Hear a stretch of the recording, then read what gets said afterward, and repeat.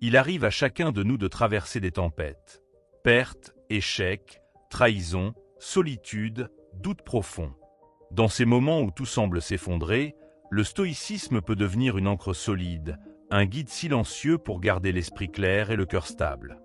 Ce n'est pas une philosophie froide, mais une pratique vivante, faite pour affronter la réalité sans fuir ni se résigner. Les stoïciens ne promettent pas une vie sans douleur, mais une façon d'y faire face avec courage. Et c'est exactement ce que nous allons explorer aujourd'hui.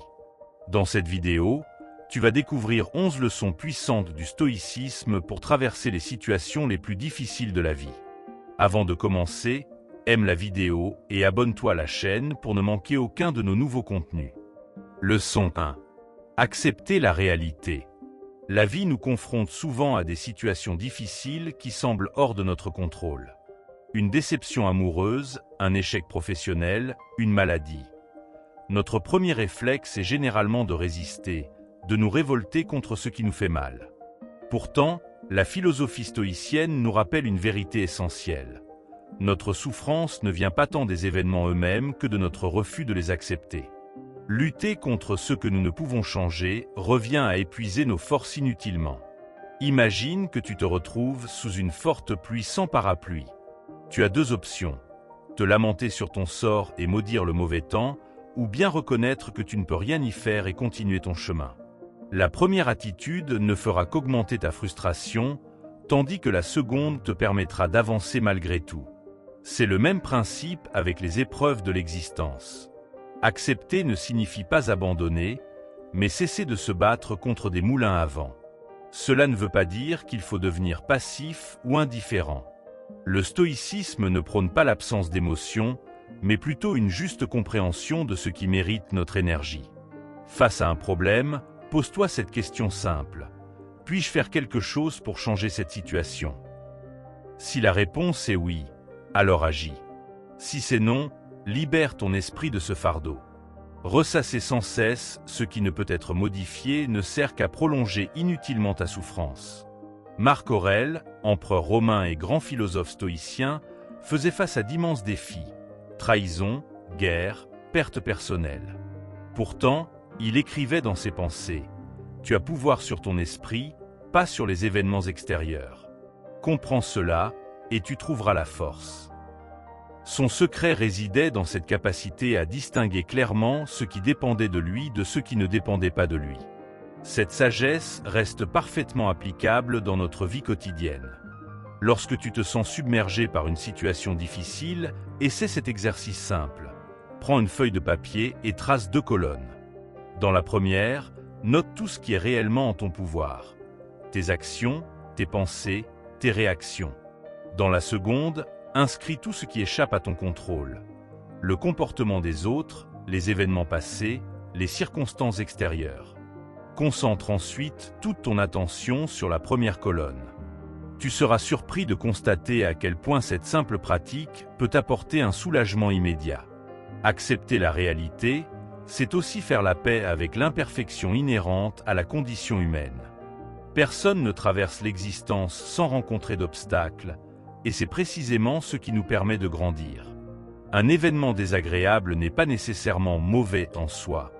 Tout dépend du regard que tu choisis de porter sur lui. Les difficultés que nous surmontons contribuent à forger notre caractère et notre résilience. Il est important de comprendre que l'acceptation est une compétence qui se développe avec la pratique. Au début, cela peut paraître contre-intuitif, voire difficile. Mais à force d'exercice, tu découvriras que la véritable sérénité ne consiste pas à éviter les tempêtes de la vie, mais à apprendre à naviguer malgré elles. Chaque épreuve surmontée renforce ta capacité à faire face aux suivantes.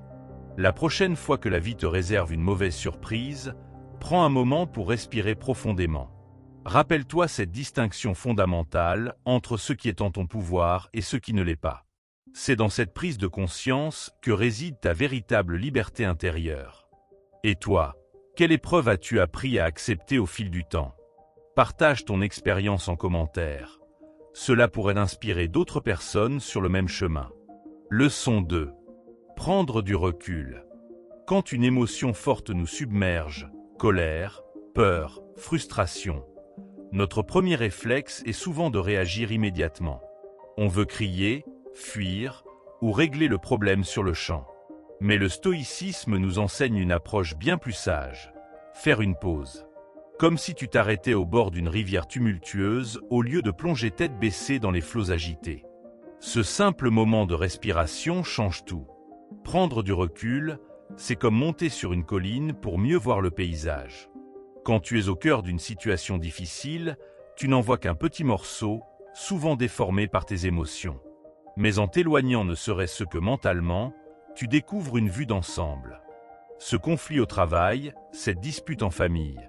Soudain, les choses apparaissent sous un jour nouveau, avec leurs vraies proportions. Les anciens stoïciens pratiquaient cela quotidiennement. Sénèque conseillait « Attends avant de réagir ». Compte jusqu'à 10 si tu es en colère, jusqu'à 100 si tu es très en colère. Ce n'est pas de la procrastination, mais de la sagesse pratique. Dans cet espace que tu crées, plusieurs choses magiques se produisent.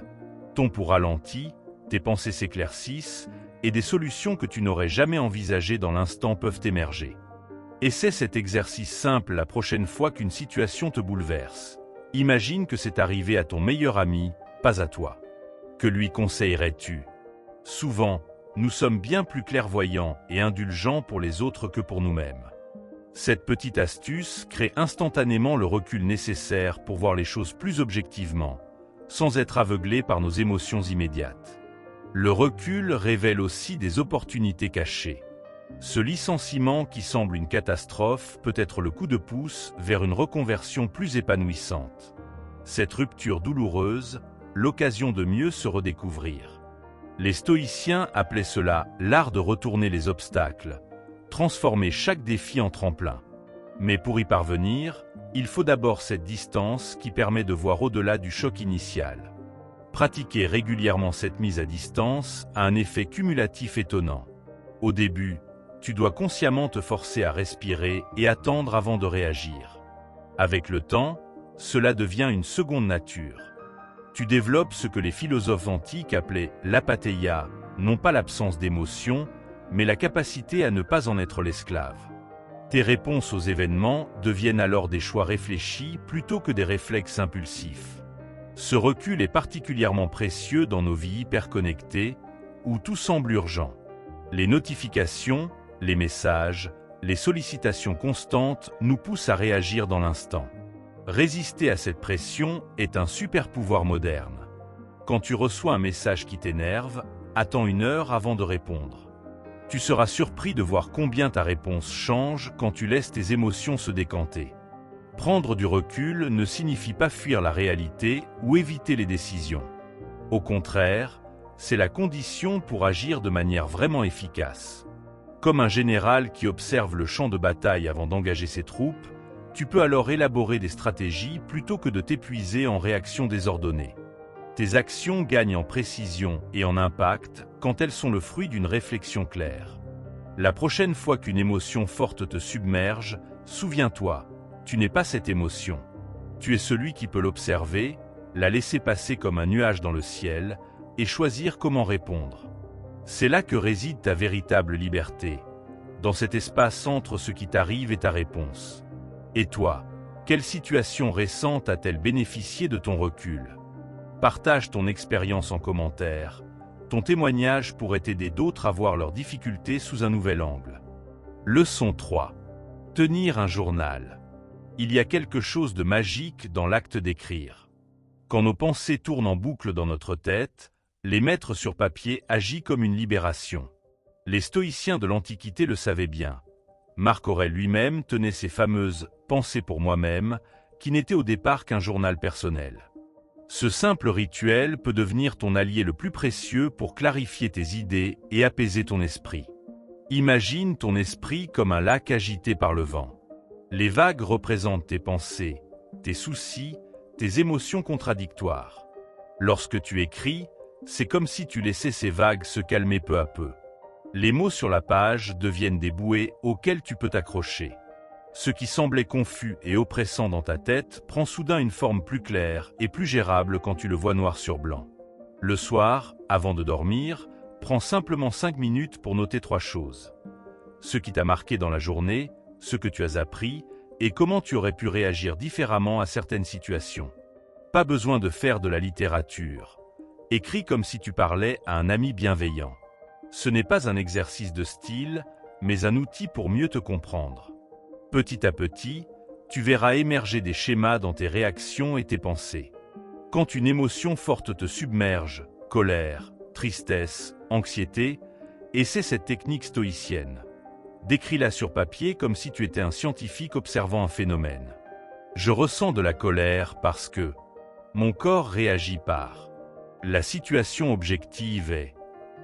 Cette mise à distance par l'écriture empêche l'émotion de te submerger et te permet de la traverser plus sereinement.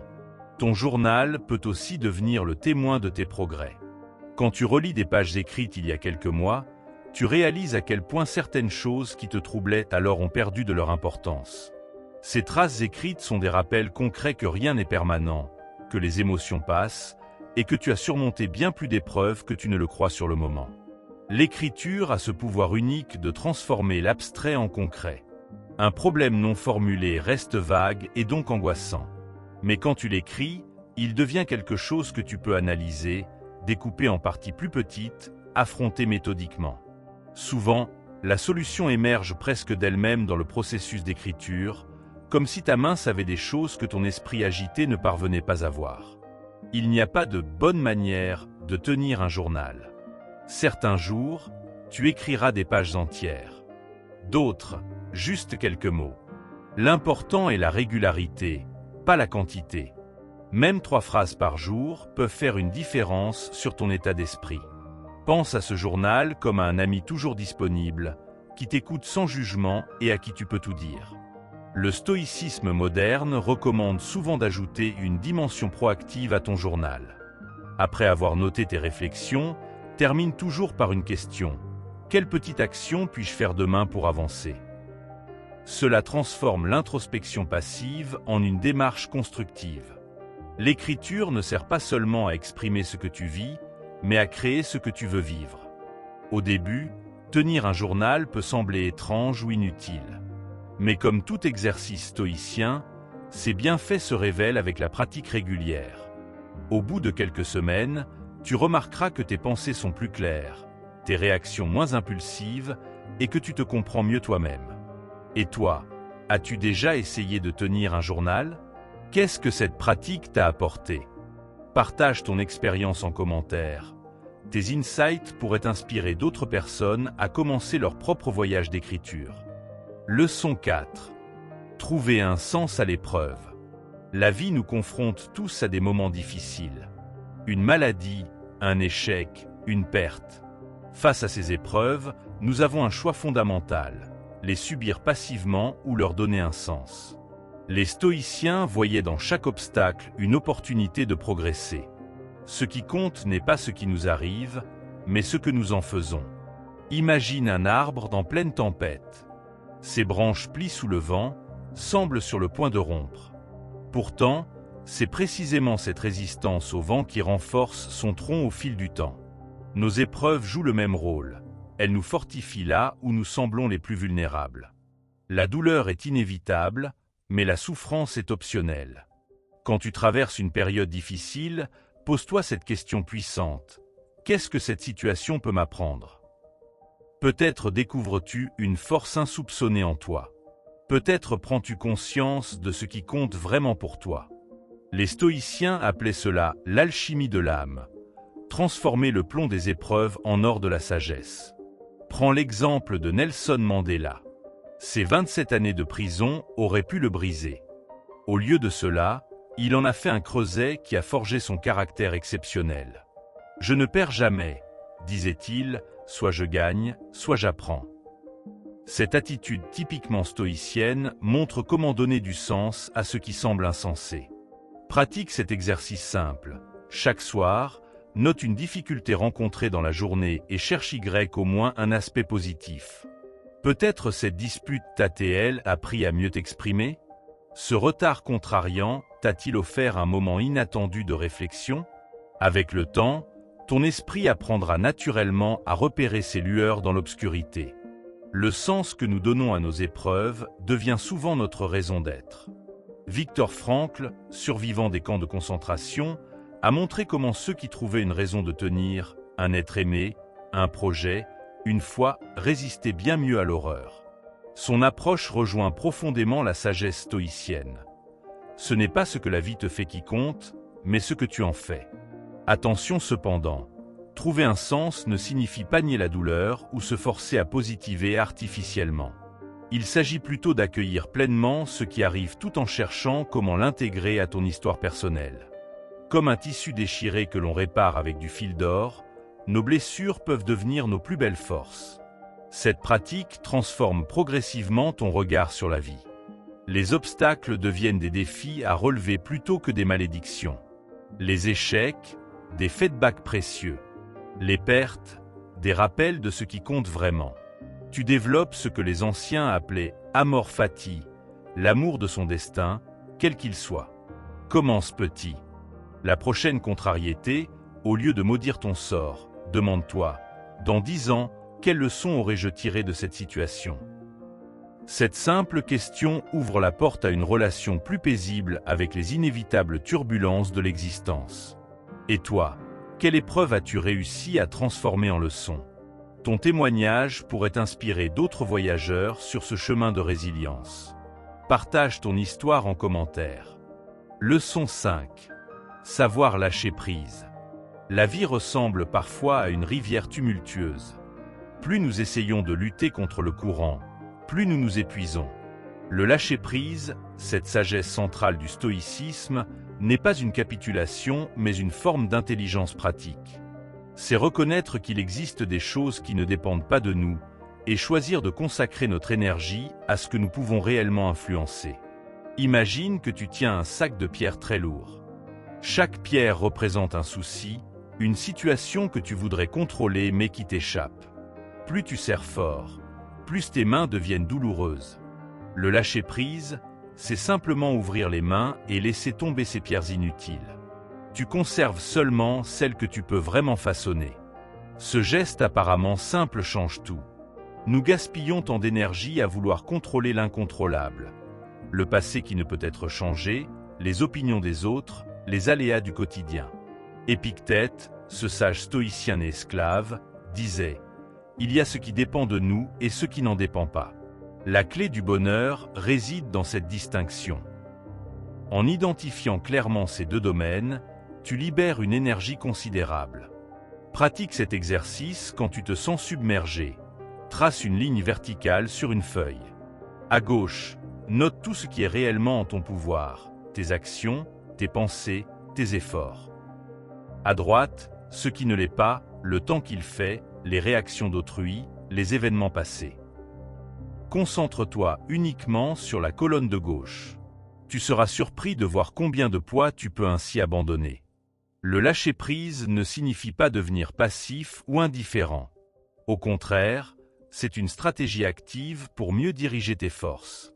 Comme un marin qui, au lieu de lutter contre le vent, apprend à orienter ses voiles, tu deviens plus efficace en collaborant avec la réalité plutôt qu'en lui résistant. Cette attitude pragmatique est au cœur de la philosophie stoïcienne. Observe les enfants, ils tombent, se relèvent et passent à autre chose sans ruminer. Ils vivent naturellement dans le présent, sans s'accrocher à ce qui est terminé. En grandissant, nous perdons souvent cette sagesse innée. Réapprendre à lâcher prise, c'est retrouver une partie de cette liberté d'esprit que nous avions enfant. Quand une situation t'angoisse, pose-toi cette question stoïcienne. Cette inquiétude peut-elle changer quelque chose ? Si la réponse est non, pratique le lâcher-prise conscient. Imagine que ton souci est une feuille emportée par le courant d'une rivière. Regarde-la s'éloigner sans essayer de la rattraper. Cet exercice mental, répété régulièrement, modifie profondément ton rapport aux difficultés. Le lâcher-prise ouvre aussi la porte à de nouvelles possibilités. Tant que nous nous accrochons désespérément à une seule solution, nous restons aveugles aux autres chemins possibles. Comme une main fermée ne peut rien recevoir, un esprit trop attaché à ses certitudes ne peut accueillir d'alternatives. La souplesse stoïcienne est une force, non une faiblesse. Commence par de petits lâcher-prise quotidiens. Accepter les embouteillés sans rage, tolérer une opinion différente sans vouloir convaincre, faire face à un changement de programme sans irritation. Ces petites victoires préparent au plus grand renoncement parfois nécessaire dans la vie. Et toi, quelle situation as-tu appris à lâcher? Comment cela a-t-il changé ton expérience? Partage ton histoire. Elle pourrait aider quelqu'un à ouvrir les mains et à respirer plus librement. Leçon 6. Fixer des objectifs réalistes. La vie ressemble souvent à un voyage en mer.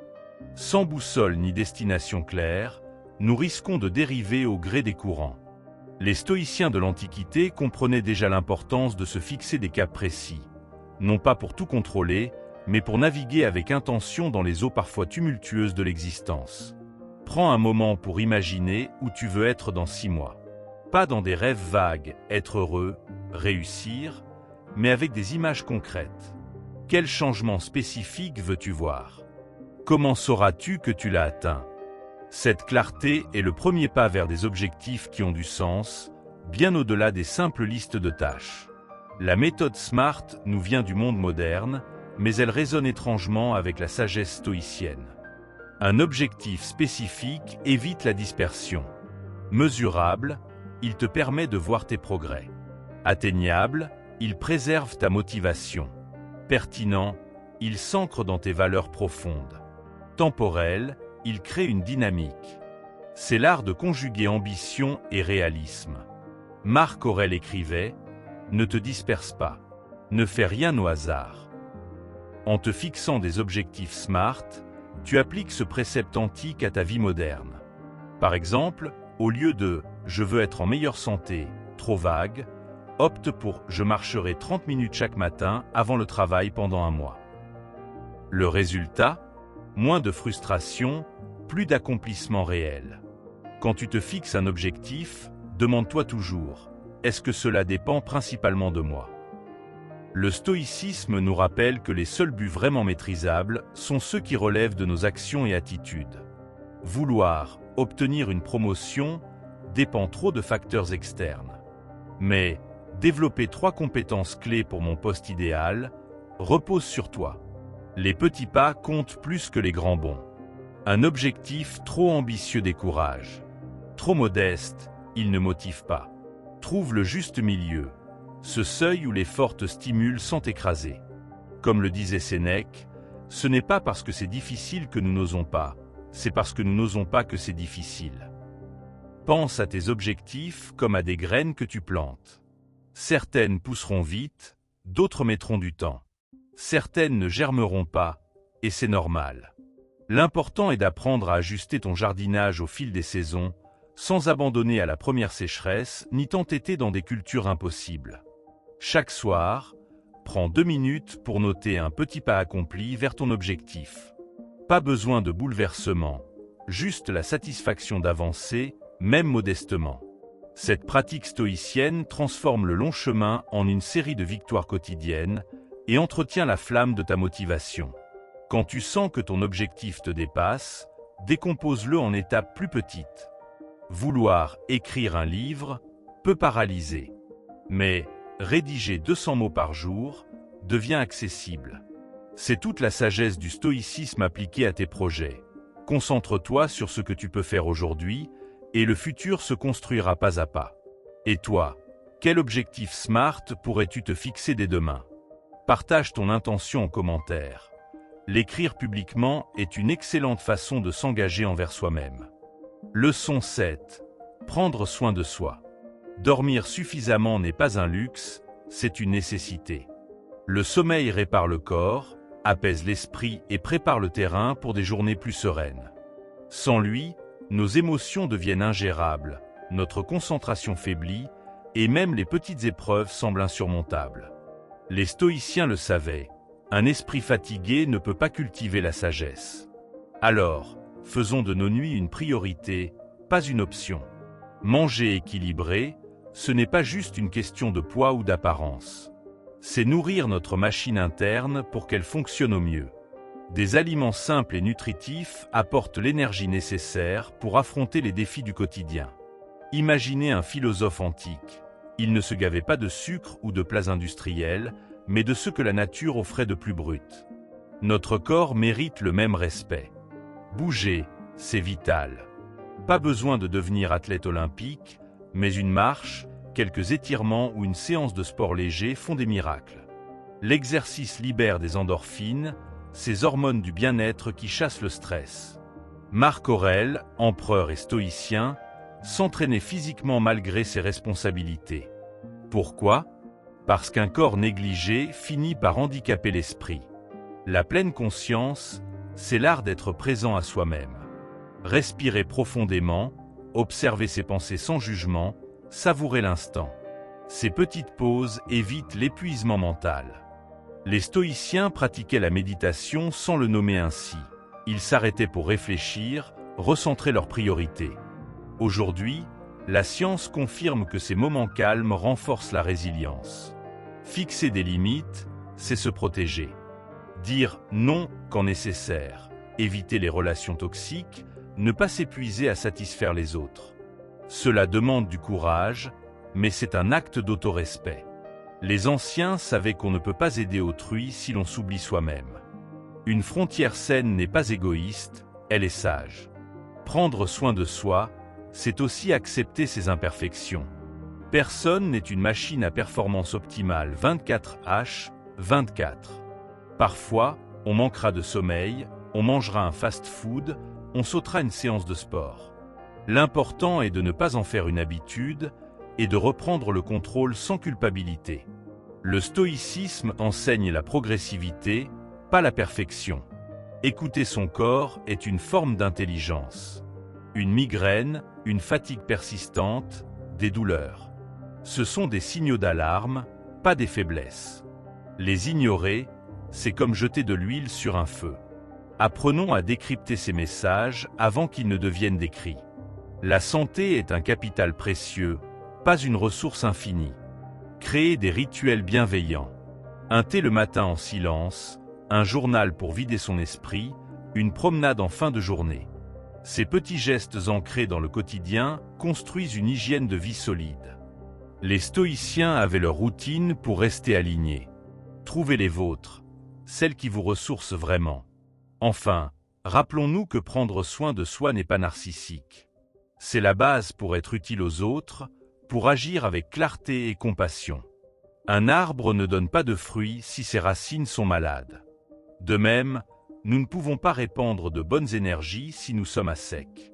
Le stoïcisme nous invite à commencer par soi, pour mieux rayonner autour de soi. Alors, aujourd'hui, posez-vous cette question. Qu'est-ce que je peux faire, maintenant, pour honorer mon corps et mon esprit?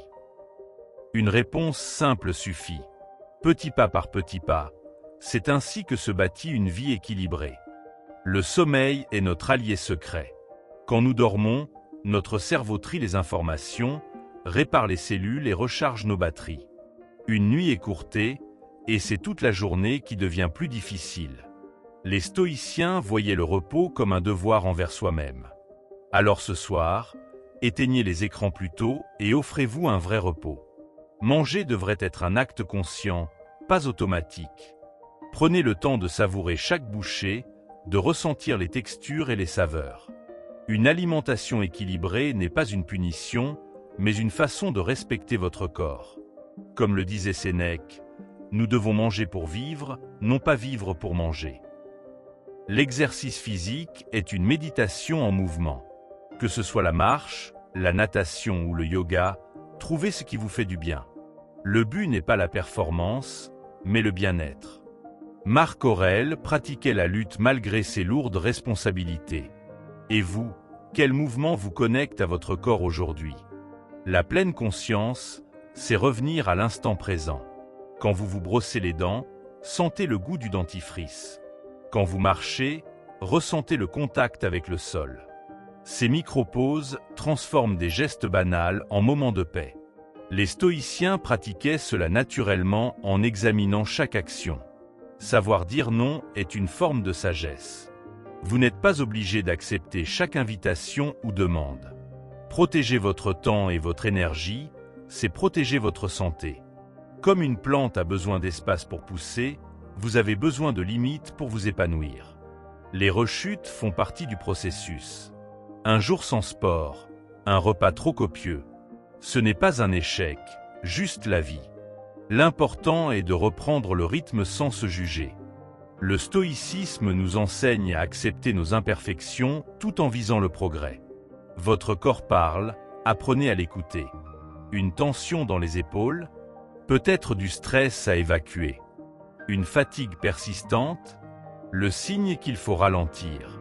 Les anciens considéraient le corps comme un temple.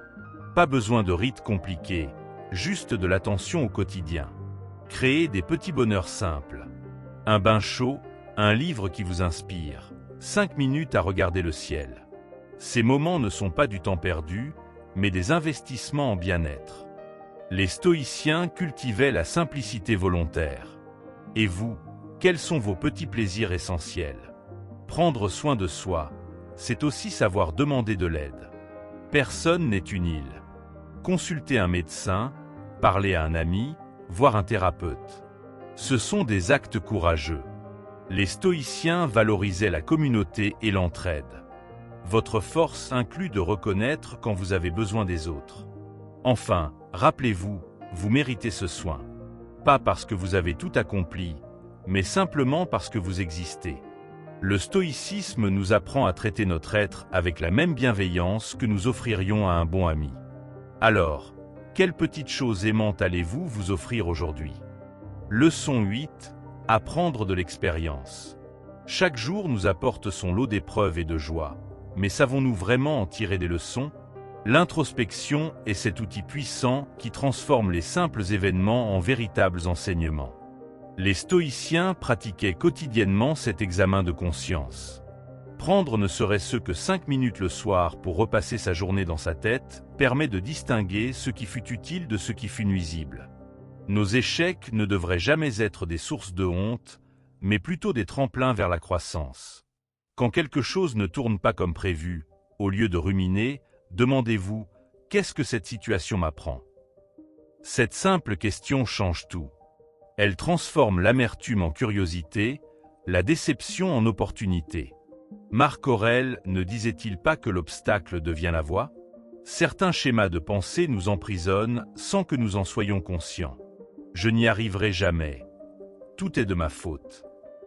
Ces croyances limitantes s'installent sournoisement.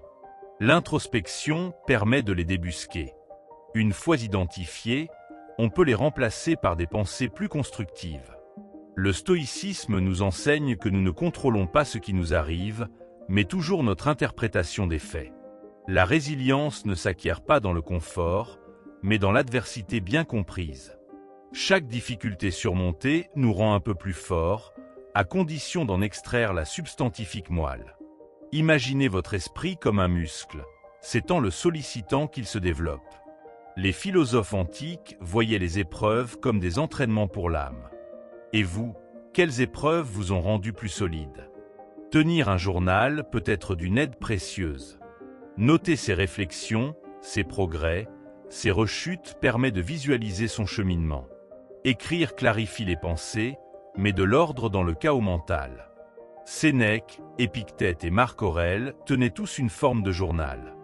Leur sagesse nous est parvenue grâce à cette habitude d'examen régulier. Attention cependant à ne pas tomber dans l'autoflagellation. L'introspection doit être bienveillante, pas punitive. Il ne s'agit pas de se reprocher chaque erreur, mais de comprendre pour progresser. Le stoïcisme prône l'amélioration continue, pas la perfection impossible. Soyez votre meilleur coach, pas votre pire bourreau. Les autres constituent un formidable miroir de nous-mêmes. Les conflits, les incompréhensions révèlent souvent nos propres zones d'ombre. Au lieu de rejeter la faute sur autrui, demandez-vous « Quelle part revient à mon attitude ?»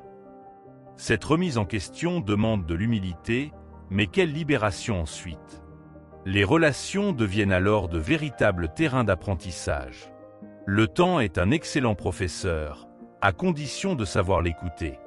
Avec du recul, certaines situations qui nous bouleversaient apparaissent sous un jour nouveau. Cette maturité acquise patiemment permet de mieux appréhender l'avenir.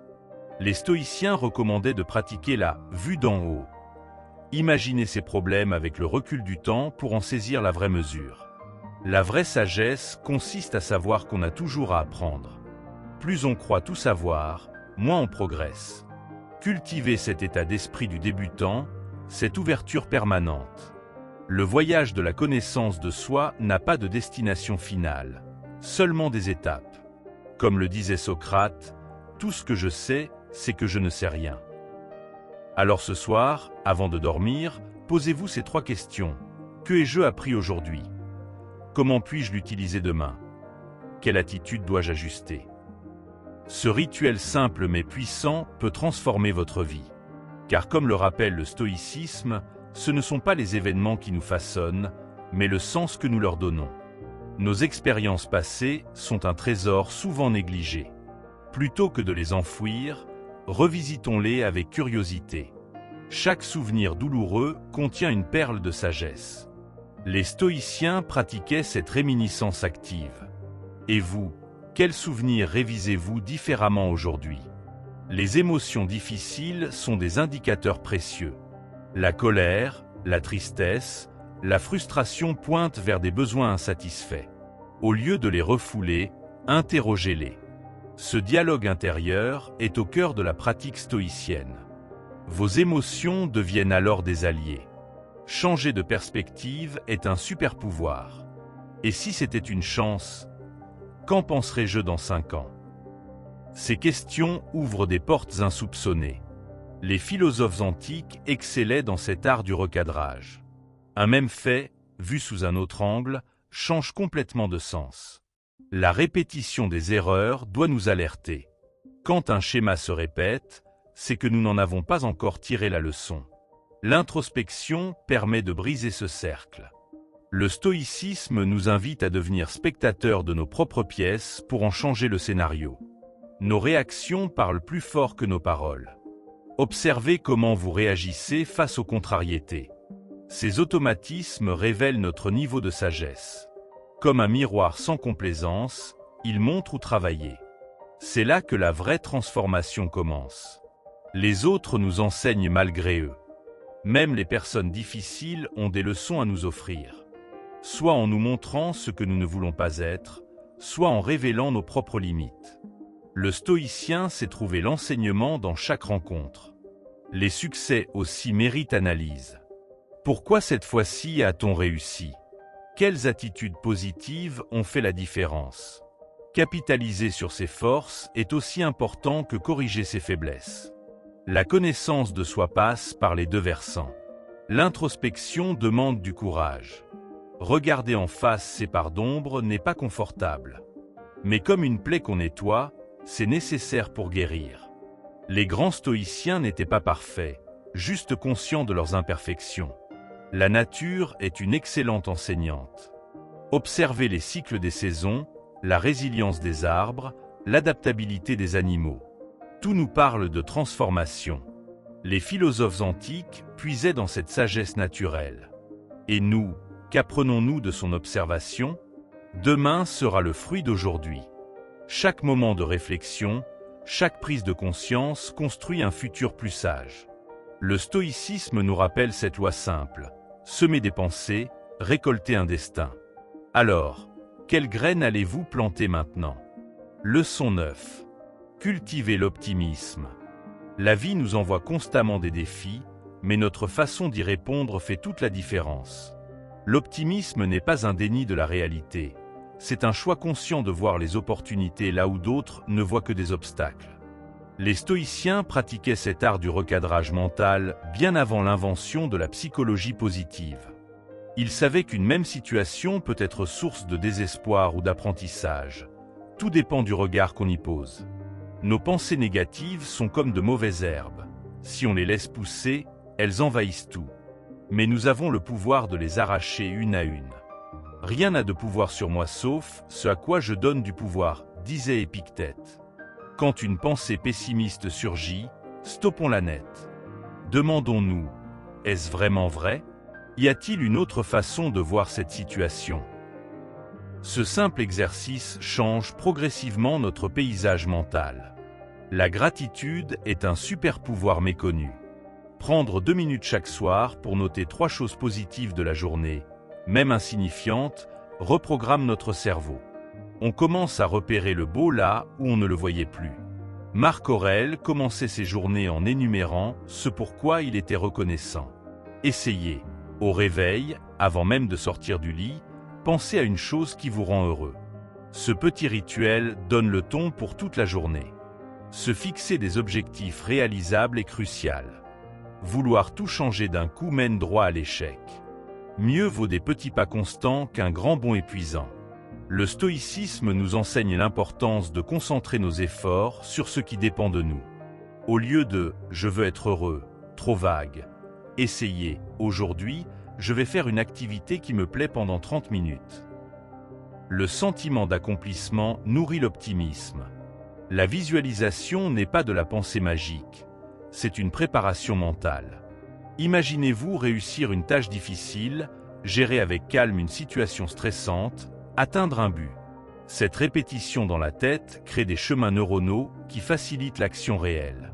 Les athlètes utilisent cette technique, mais elle est tout aussi efficace pour la vie quotidienne. Les stoïciens pratiquaient la préméditation des mots, non pour être pessimiste, mais pour mieux s'armer face aux difficultés. L'optimisme se cultive comme un jardin, avec patience et régularité. Certains jours seront plus difficiles que d'autres, c'est normal. L'important est de ne pas abandonner au premier revers. Rappelez-vous, chaque effort compte, chaque petite victoire renforce votre résilience. Le stoïcisme ne promet pas une vie sans épreuves, mais une façon plus forte de les traverser. Notre entourage influence considérablement notre état d'esprit. Entourez-vous de personnes qui voient le verre à moitié plein, qui cherchent des solutions plutôt que des coupables. Cela ne signifie pas fuir ceux qui traversent des moments difficiles, mais choisir de ne pas rester prisonnier d'une atmosphère constamment négative. Comme le disait Sénèque, la foule est mauvaise conseillère pour qui veut rester serein. Les échecs font partie du processus. Un jour, malgré tous vos efforts, vous retomberez dans des schémas négatifs. Ne vous jugez pas sévèrement. Le progrès n'est jamais linéaire. Les stoïciens parlaient de progresser en spirale. Parfois on a l'impression de revenir en arrière, mais en réalité on monte toujours. L'important est de persévérer. L'optimisme véritable n'ignore pas les difficultés, il les affronte avec confiance. C'est savoir que même dans les pires moments, nous avons en nous les ressources pour rebondir. Cette conviction intérieure change tout. Comme un phare dans la tempête, elle nous guide vers des rivages meilleurs. Le stoïcisme nous apprend précisément cela. Trouver en soi une force inébranlable. Alors aujourd'hui, choisissez un seul petit geste pour cultiver votre optimisme. Écrivez une chose positive, repensez à un succès passé, visualisez une réussite future. Ces graines, semées quotidiennement, finiront par fleurir en une résilience à toute épreuve. Car comme le disait Épictète, ce qui trouble les hommes, ce ne sont pas les choses, mais les jugements qu'ils portent sur les choses. Notre langage intérieur façonne notre réalité. Remplacer « je dois » par « je choisis », c'est horrible par « c'est un défi ». Ces reformulations subtiles changent notre perception. Les stoïciens maîtrisaient l'art du discours intérieur. Vos mots créent votre monde. Choisissez-les avec soin. Les comparaisons sont des voleurs de joie. Se mesurer aux autres est une source inépuisable de frustration. Concentrez-vous sur votre propre chemin. Le stoïcisme nous rappelle que le seul progrès qui compte est celui que nous faisons par rapport à nous-mêmes hier. Le corps influence l'esprit plus qu'on ne le croit. Une posture droite, un sourire, même forcé, des mouvements énergiques envoient des signaux positifs au cerveau. Marc Aurèle veillait à son maintien physique. Parfois, c'est en changeant le corps qu'on change l'état d'esprit. Les routines matinales set the tone. Commencez la journée par une activité qui vous met de bonne humeur. Musique, lecture, étirement. Évitez les nouvelles anxiogènes au réveil. Les stoïciens pratiquaient des rituels d'aube pour partir du bon pied. La nature est un antidote au pessimisme. Une simple marche dans un parc recalibre nos pensées. Observez la persistance des plantes, le cycle des saisons, tout porte en soi une leçon d'espoir. Les philosophes antiques puisaient dans cette sagesse naturelle. L'humour désarme le négatif. Savoir rire de soi, des situations absurdes, allège le fardeau. Les stoïciens pratiquaient la vue d'en haut. Imaginer nos problèmes avec le recul du cosmos les rend soudain moins graves. Aider les autres booste notre optimisme. Le sentiment d'utilité contrecarre les pensées sombres. Même un petit geste de gentillesse crée une boucle positive. Sénèque vantait les bienfaits de la bienveillance active. Les souvenirs heureux sont une ressource. En période difficile, repensez à des moments où vous avez surmonté l'adversité. Ces rappels concrets nourrissent la confiance. Le stoïcisme encourage cet ancrage dans nos propres forces passées. L'art nourrit l'âme. Un livre inspirant, une musique uplifting, une œuvre belle. Ce sont des vitamines pour l'esprit. Les anciens considéraient l'art comme un moyen d'élévation. Choisissez vos apports culturels avec discernement. L'optimisme s'entretient au quotidien. Comme un muscle, il se renforce par l'exercice régulier. Aucun effort n'est perdu. Les stoïciens le savaient.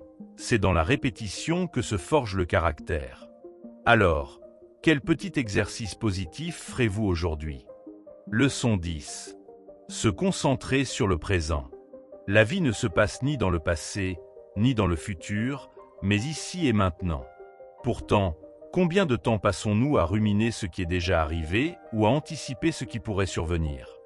Les stoïciens pratiquaient l'art de la présence bien avant que la pleine conscience ne devienne à la mode. Ils savaient que le présent est le seul moment où nous pouvons vraiment agir et vivre. Tout le reste n'est qu'illusion mentale qui nous épuise inutilement. Le stress naît souvent de notre incapacité à rester ancré dans l'instant. Quand nous imaginons des scénarios catastrophes ou ressassons des regrets, nous souffrons deux fois, pour ce qui est et pour ce qui n'est pas encore. Épictète disait « Ne te tourmente pas par l'avenir, tu n'y arriveras que si tu y arrives ». Essayez ce simple exercice. Quand une pensée stressante surgit, demandez-vous « Est-ce que cette chose est en train de se produire maintenant ?» La réponse vous ramènera souvent à la réalité présente.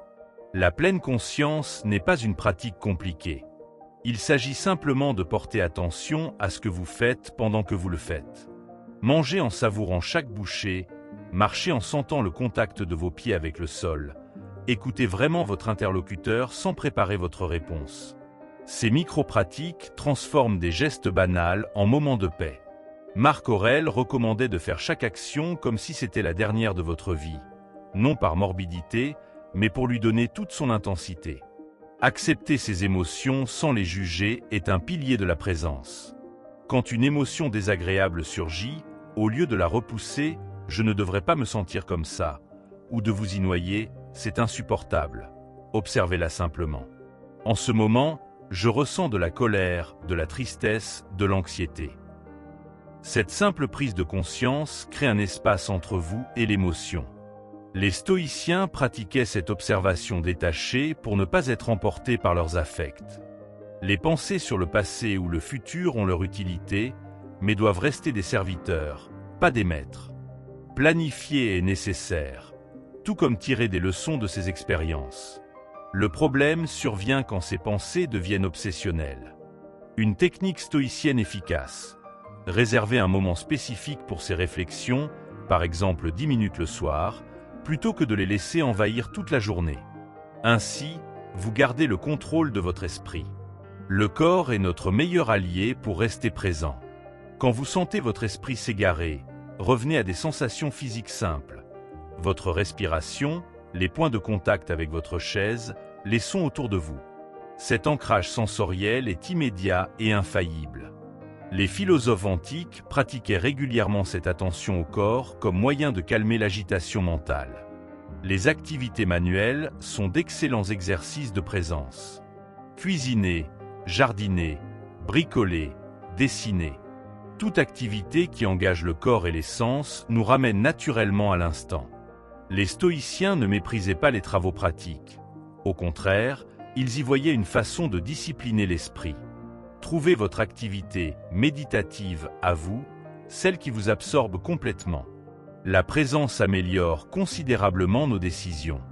Quand nous sommes pleinement dans l'instant, nous voyons les situations avec plus de clarté, sans le brouillard des peurs passées ou des angoisses futures. Sénèque conseillait: considère chaque décision comme si tu la prenais pour la première et la dernière fois. Cette attitude apporte à la fois gravité et légèreté à nos choix.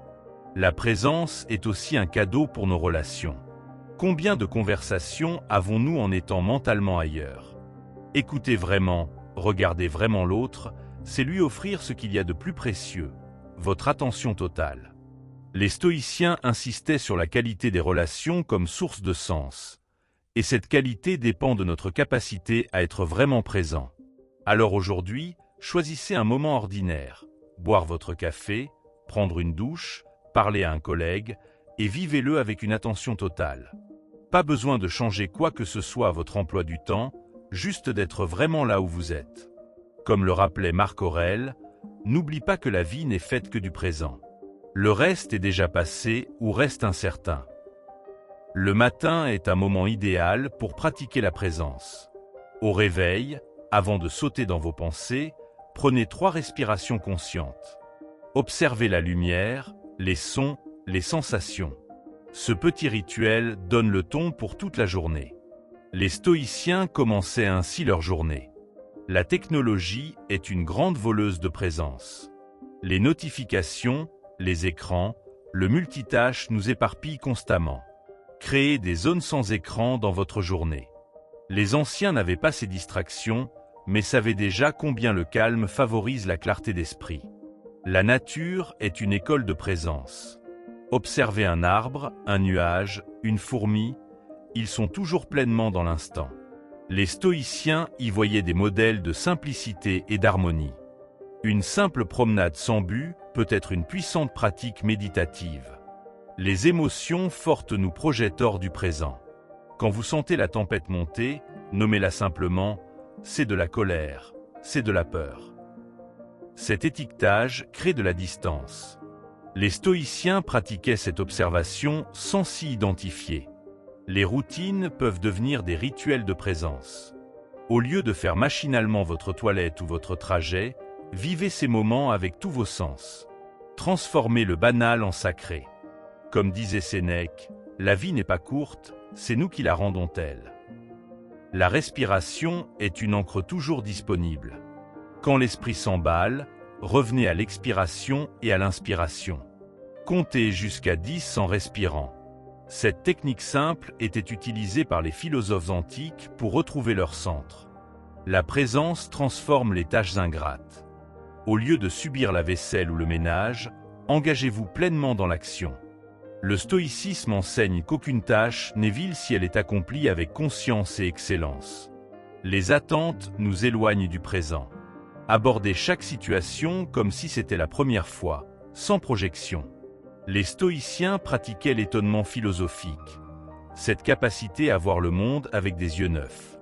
La nuit, avant de dormir, revisitez votre journée en présence. Quels moments avez-vous vraiment vécu pleinement? Lesquels avez-vous laissé filer? Sans jugement, observez. Cette pratique était chère à Marc Aurèle dans ses écrits nocturnes. La présence est un muscle qui se développe. Certains jours seront plus faciles que d'autres. L'important est de persister. Comme le rappelle le stoïcisme, ce n'est pas la perfection qui compte, mais l'effort constant. Alors, à quel moment allez-vous pratiquer la présence aujourd'hui?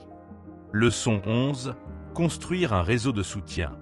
Nous ne sommes pas faits pour affronter la vie en solitaire. Même les plus grands stoïciens, qui prônaient l'autosuffisance, reconnaissaient l'importance des relations choisies. Un réseau solide agit comme un filet de sécurité émotionnelle.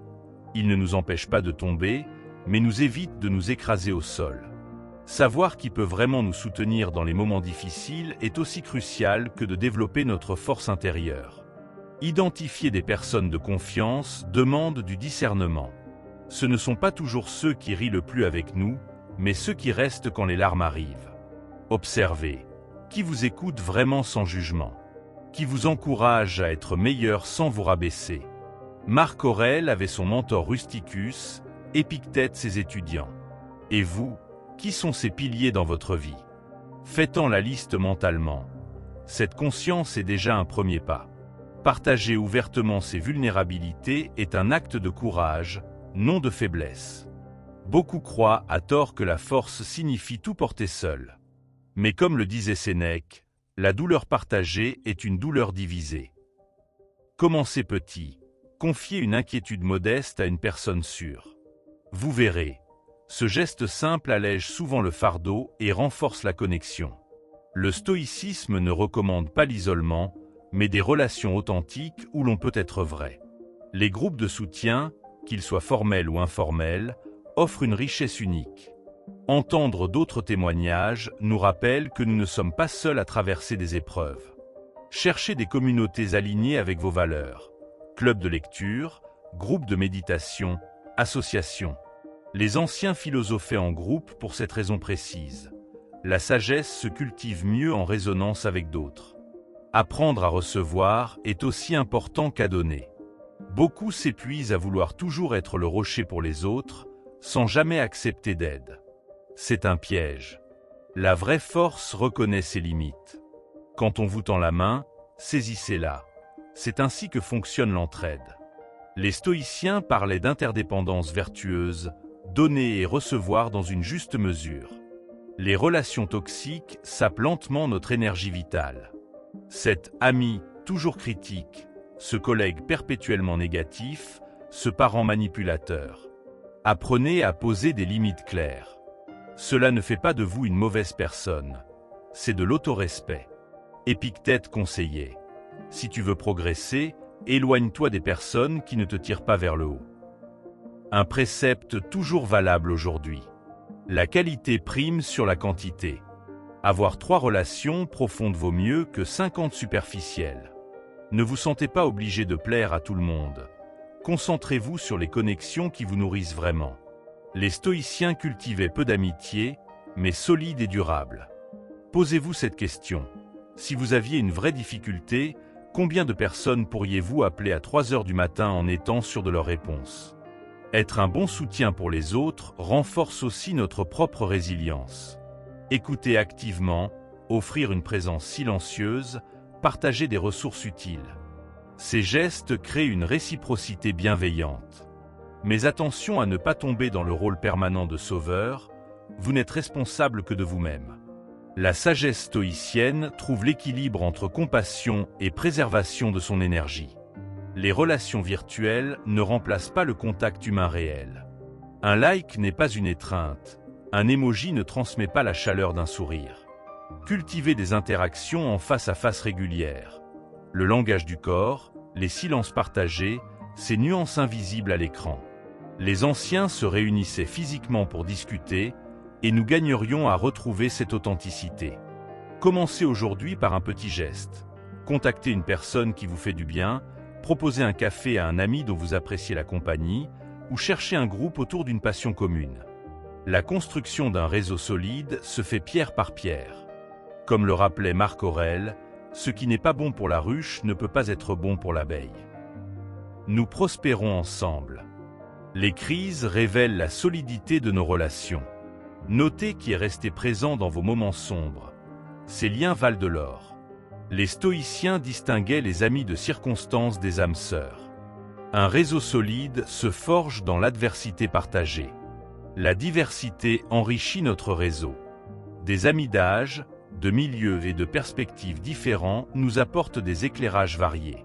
Les écoles philosophiques antiques mélangeaient justement riches et pauvres, jeunes et vieux.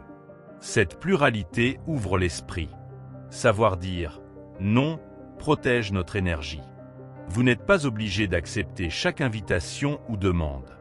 Les stoïciens pratiquaient l'art de refuser avec grâce.